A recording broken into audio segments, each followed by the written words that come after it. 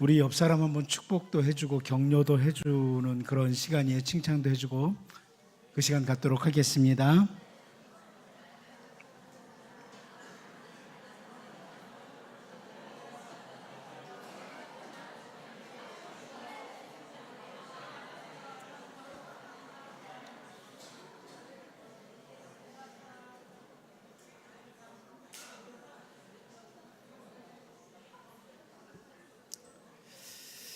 이스라엘 백성들이 그 안식일을 맞으면서 드린 찬송시가 있습니다. 시편 92편인데요. 시편 92편의 표제를 보면 안식일의 찬송시 이렇게 되어 있습니다. 시편 92편 안식일의 찬송시라. 우리가 잘 알고 있는 대로 안식일은 먼저 출애굽기 20장 11절에서 이렇게 설명을 하죠. 이는 엿새 동안에 나 여호와가 하늘과 땅과 바다와 그 가운데 모든 것을 만들고 일곱째 날에 쉬었음이라.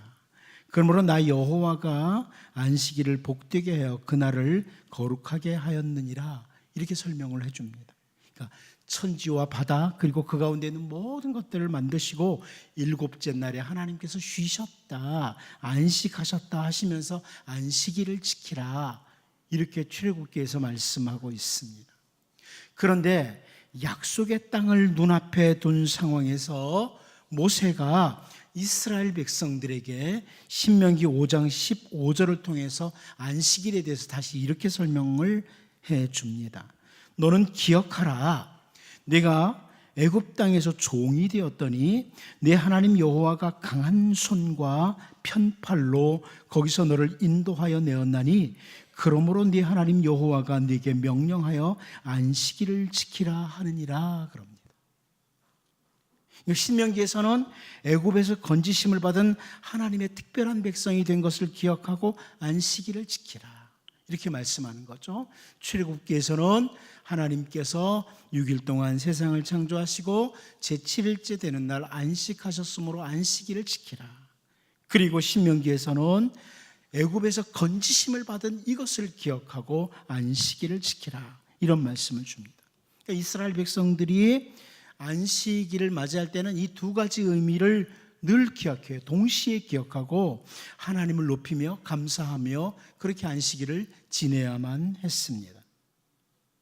세상에 존재하는 모든 것들을 지으신 하나님, 또 애굽에서 건져주신 하나님을 기억하면서 안식일에는 하나님께 감사와 영광과 존귀를 돌려드리는 것이 올바른 것이라, 이런 의미입니다. 그런데 세월이 흘러가면서 사람들은 단순히 아무것도 하지 않으므로, 그냥 일을 하지 않고 가만히 있으므로 안식일을 잘 지켰다는 착각에 빠지게 됩니다. 난 안식일에 아무것도 안 했어. 그래서 안식일 잘 지켰어. 그렇게 멀지 않았던 그 시대에 우리의 신앙의 선조들도 계속 강조했던 것이 안식일에는 이것도 하지 말아라, 이것도 하지 말아라, 이것도 하지 말아라, 이러므로 안식일을 잘 지켰다는 이런 착각에 빠지고 있었습니다. 제가 중고등학교 시절 혹은 대학 다닐 때 이제 교회에 장로님 한 분이 굉장히 상당히 먼 거리에 있었는데 안식일에는 돈을 쓰면 안 되지, 그래서 차를 타지 않고 거기서부터 걸어서 조금 일찍 새벽부터 걸어서 예배당에 오므로 안식일 정말 잘 지켰다고, 그리고 끝나고 또 걸어가시고, 이렇게 이것을 교회 성도들 앞에 아주 쉽게 말을 했던, 그래서 안식일에 차를 타고 온 저는 상당히 죄책감에 사로잡히고 그랬던 기억이 있습니다. 그러니까 사람들은 안식일이 되면 아무것도 안 하는 것, 이것이 안식일을 잘 지킨다고 오해하게 된 거죠.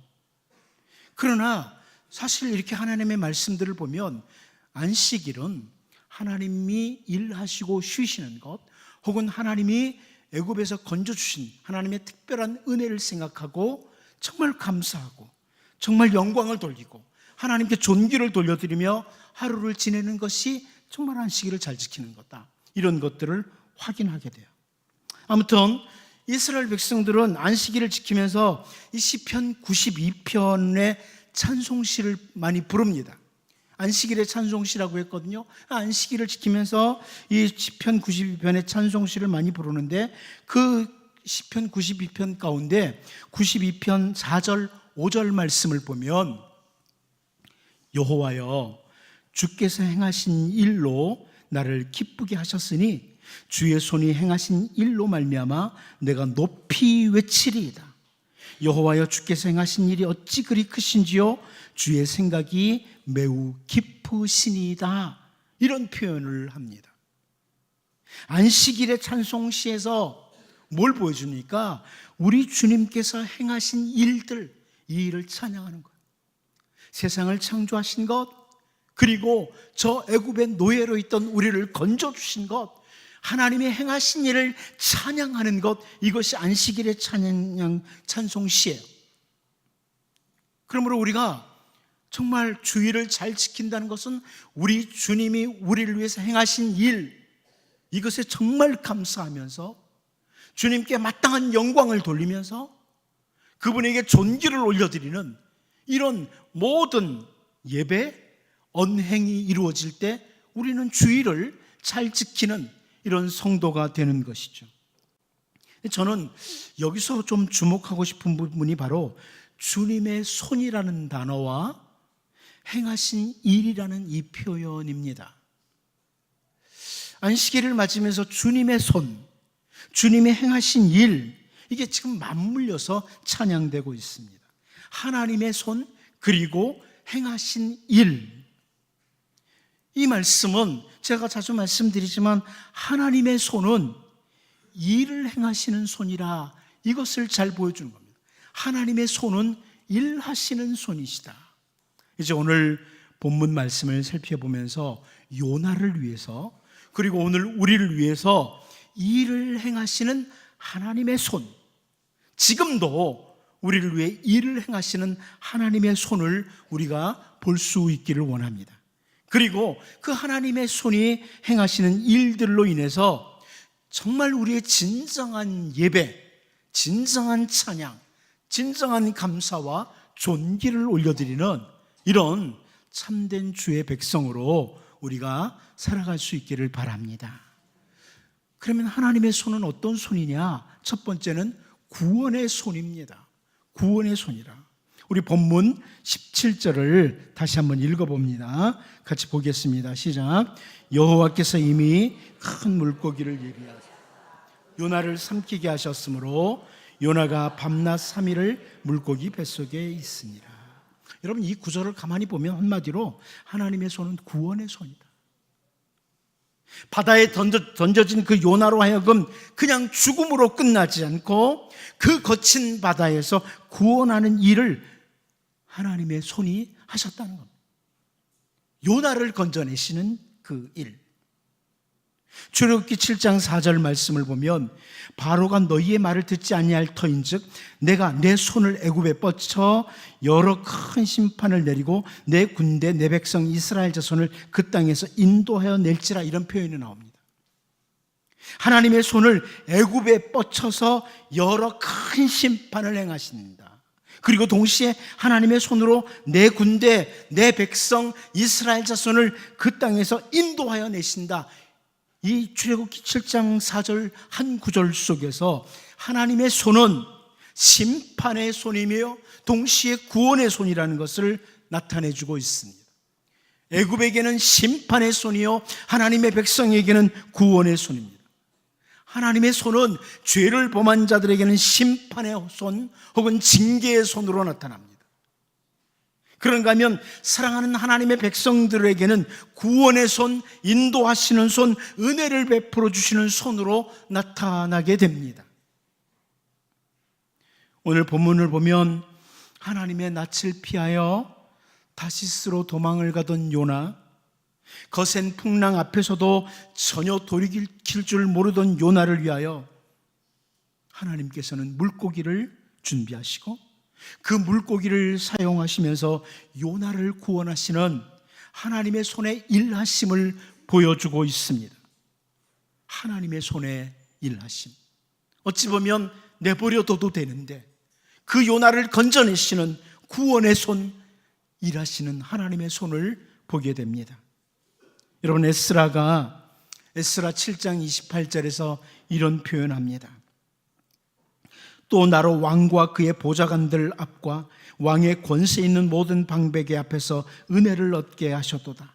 내 하나님 여호와의 손이 내 위에 있으므로 내가 힘을 얻어 이스라엘 중에 우두머리들을 모아 나와 함께 올라오게 하였노라. 이런 표현을 해줍니다. 하나님의 손이 에스라 위에 있으므로 힘을 얻었다, 은혜를 입었다, 이런 표현을 해주고 있습니다.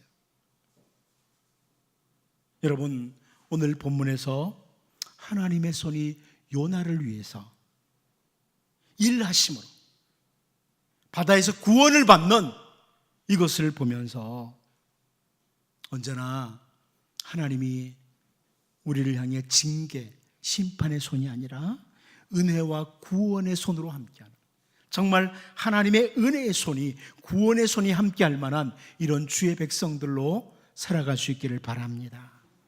두 번째, 하나님의 손은 능력의 손이라는 것을 봅니다.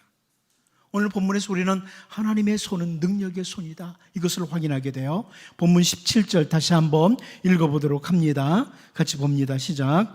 여호와께서 이미 큰 물고기를 예비하사 요나를 삼키게 하셨으므로 요나가 밤낮 3일을 물고기 뱃속에 있으니라.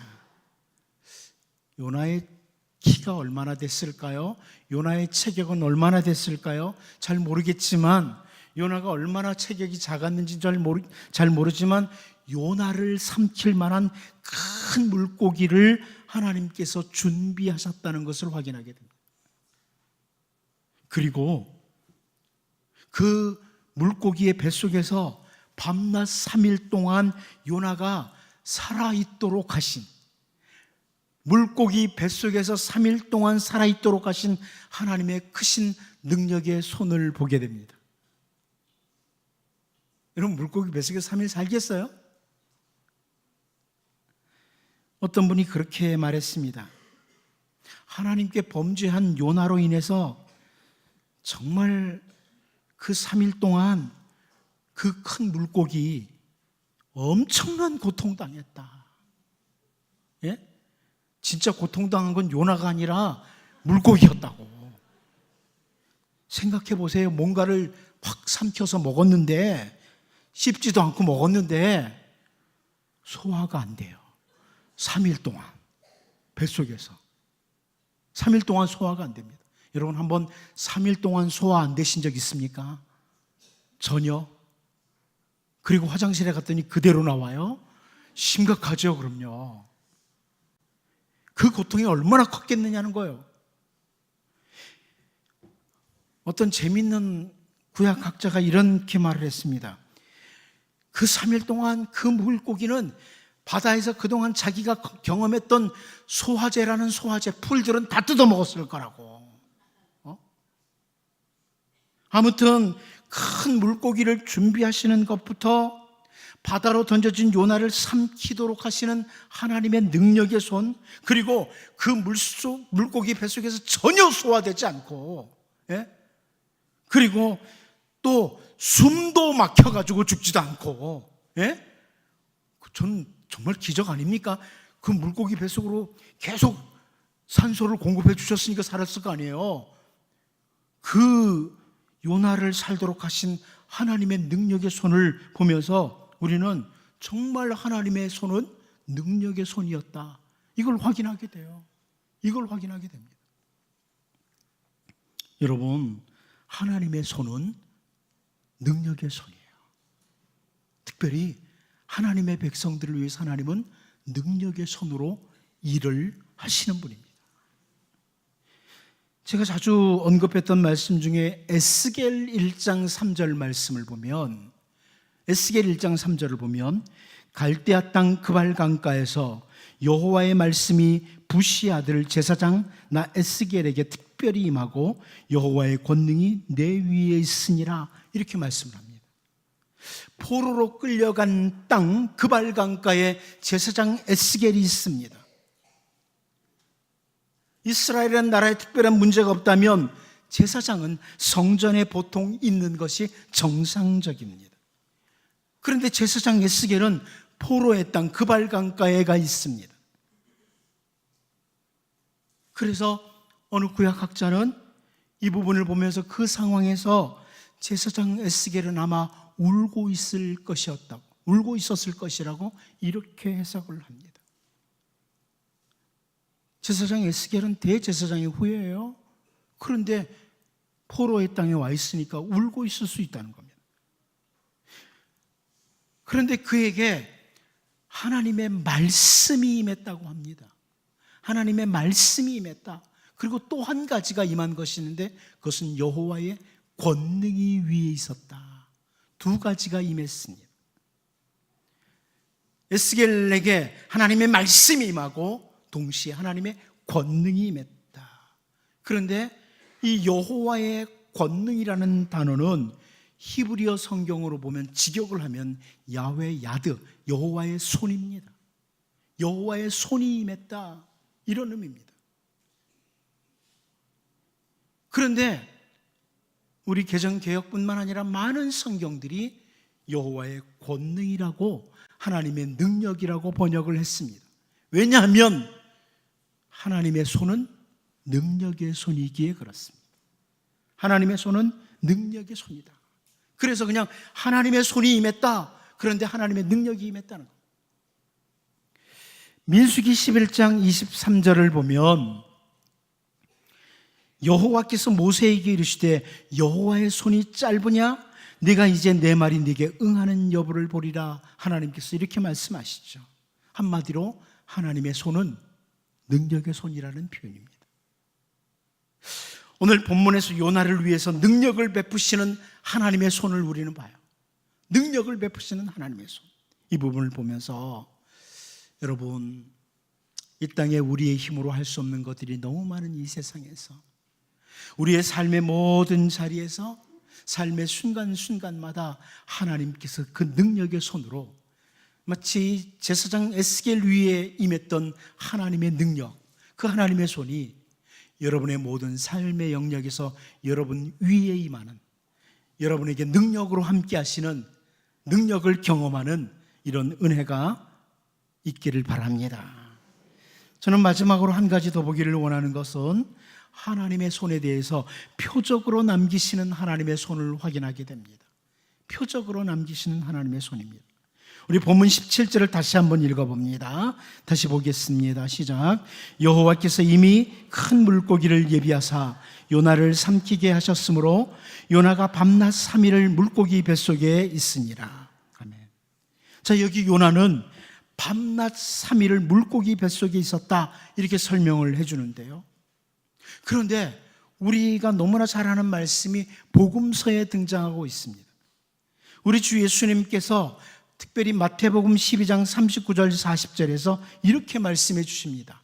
예수께서 대답하여 이르시되 악하고 음란한 세대가 표적을 구하나 선지자 요나의 표적밖에는 보일 표적이 없느니라. 요나가 밤낮 사흘 동안 큰 물고기 뱃속에 있었던 것 같이 인자도 밤낮 사흘 동안 땅속에 있으리라. 잘 아는 말씀이죠. 예수님 당시에 서기관들과 바리새인들이 예수님께 와서 표적을 보여달라고 그랬습니다. 표적 좀 보여주세요. 여러분, 그동안 예수님께서는 수많은 표적을 보여주셨어요. 예수님이 그리스도라는 것, 예수님을 통해서 믿음을 가지고 하나님의 백성 참된 생명을 얻을 수 있다는 수많은 표적들을 보여주셨습니다. 그런데 서기관들과 바리새인들이 또 다른 표적 보여달라고 그랬습니다. 그랬더니 우리 주님께서 요나의 표적이라는 이 단어를 사용하시면서 우리 주님이 우리를 위하여 십자가에서 죽으시고 장사하신 바 되셨다가 사흘 만에 다시 살아나실 것을 설명하면서 요나가 바로 사흘 동안 그 물고기 뱃속에 있었던 것처럼 인자도 사흘 동안 땅속에 있으리라, 이렇게 말씀을 하십니다. 여러분, 이것은 비유입니다. 비유는 그 이상으로 나가면 비유 해석의 실패입니다. 여러분 이걸 꼭 기억하셔야 됩니다. 왜 제가 이거 강조하는지 알죠? 비유 해석을 가장 잘못하는 것이 신천지입니다. 비유 해석을 잘못해서 요한계시록에 나오는 어떤 것들도 다 이만희 누구에게 다 적용을 해버려요. 그게 문제가 되는 거죠. 비유 해석은 그 비유인데 말 그대로 비유 이상으로 나가면 안 돼요. 그러니까 여기 요나가 사흘 동안 물고기 뱃속에 있었던 것처럼 예수님도 사흘 동안 땅속에 있다. 그냥 비유로 말씀한 거예요. 참 우리나라 사람들이 어렸을 때부터 그 국어 공부를 좀 잘해야 되거든요. 그거 참 중요한 겁니다. 그랬으면 문제가 없어요. 비유에 대해서 공부 잘했으면 비유에 뭐 직유법이 있고 은유법이 있고 다 배웠잖아요. 그걸 잘 모르니까 그거를 다 잊어버려가지고 신천지에게 쉽게 넘어가는 거예요. 그러니까 제가 볼 때 공부 못한 사람들이 신천지에 넘어간다. 제가 생각할 땐 그래요. 정말 공부 못했던 것들만 넘어간다. 막 이런 생각도 들고 그런 건 아니고 또 악한 영이 작용을 해요. 악한 영이 작용해서 넘어가기도 합니다만은 그러니까 비유는 비유예요. 비유. 그러니까 이 부분을 가지고 물고기와 땅과의 같은 점은 뭐냐 뭐 이런 식으로 해석을 하면 비유를 해석할 줄 모르는 거예요. 다시 본문에 대해서 말씀드리면요, 하나님께서는 오늘 본문의 요나를 위해서 능력으로 건져주신 그 모습, 이것을 훗날 우리 주님 예수님의 사흘 만에 부활하신 사건과 맞물려서 표적으로 남기시는 일을 하셨다. 표적으로. 여러분, 제가 분명히 믿기는 저뿐만 아니라 여러분들도 삶의 순간순간 하나님의 능력을 경험하고 살고 있다고 믿습니다. 별로 없으십니까? 하나님 별로 능력의 손으로 도와주시는 것 경험을 못 하세요? 그래도 대답이 없으세요? 경험하시죠? 네. 여러분 사실 사는 게 능력입니다. 호흡하고 있는 것 자체가 능력이에요. 나 같은 것이 이렇게 사는 것이 능력이죠. 아무것도 가지고 온 것이 없는데 여기까지 산 것도 능력이죠. 하나님의 능력이에요. 모든 것이 하나님의 능력입니다. 하나님의 능력의 손으로 여기까지 살아왔어요. 그런데 때로는 하나님의 그 능력의 손이 우리를 위해 특별한 일을 하실 때가 있어요. 특별한 일을 저는 참 많이 경험합니다. 제가 성도들의 아픔을 놓고 기도할 때 많습니다. 막 간절히 기도할 때가 있죠. 근데 기도를 딱 끝내고 얼마 있으면 문자가 와요. 하나님이 이렇게 도와주셨다. 그러면 막 어떻게 할 줄을 모르겠어요. 제가 너무너무 감사해서 하나님은 지금도 능력으로 역사하신다. 이걸 느끼는 거죠. 그런데 하나님이 능력으로 역사하신 그 능력들, 이것이 여러분의 삶에서 그리스도를 드러내고 하나님의 영광을 드러내는, 정말 어떤 의미에서는 표적으로 남는 하나님의 손의 역사가 날마다 나타나길 바랍니다. 저는 그러길 바라요. 하나님이 기껏 능력으로 은혜를 베풀어 주셨더니 자기 잘난 맛에 살고 하나님은 무시하고 이러면 안 된다는 거죠.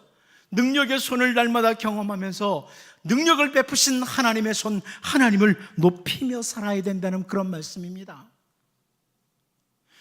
어찌 보면 요나의 실패로 인해서 찾아온 모습인데요, 그 3일 동안 밤낮 물고기 뱃속에 있었던 이것을 우리 주님의 위대하신 구원사역의 표적으로 사용되시는, 표적으로 사용하는 하나님의 손을 보게 된다는 겁니다.